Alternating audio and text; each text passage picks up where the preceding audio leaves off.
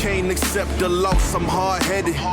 There's a little bit of madness to my method. Many falling off that fine line that I'm treading. I risk anything to be great, and I'm not letting nobody rob me of my victory. Number one, that's what I'm meant to be.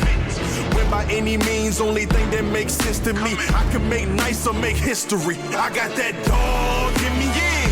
Turn me up.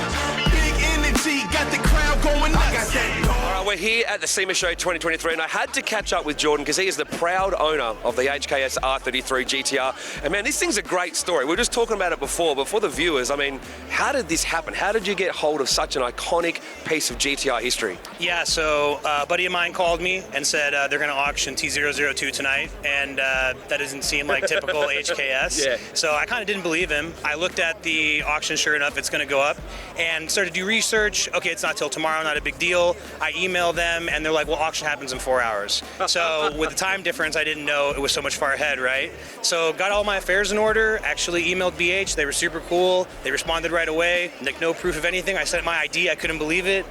They proxy bidded for me, and that was the rest is history. After that, the car got won, and then HKS offered to take the car back to Tsukuba spec. So that's what we ended up doing.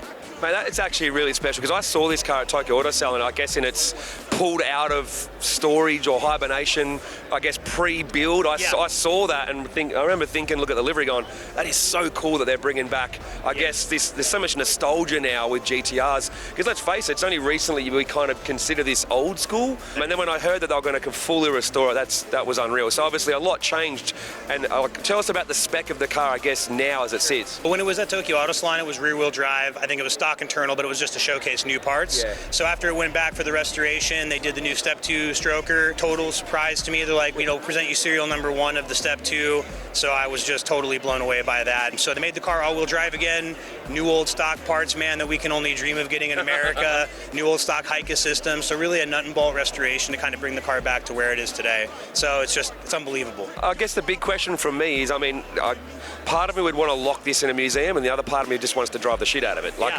Is it getting both? Is it getting one or the other? Is it getting both? Is it getting out? What's happening? No, I drive it. So it gets driven hard, safely and hard, right? But it's got a 5-gallon fuel cell, so as far as I can go on that with the whole record breaker, they wanted to keep a small fuel cell in the car. But no, I enjoy driving it, about 600 miles so far, 700 miles. And this November, we're going to take it to shake it down to the track. So that is awesome. Well, here's the next big thing, right? You probably kept hearing the rumor GTR Festival is coming to the USA next year.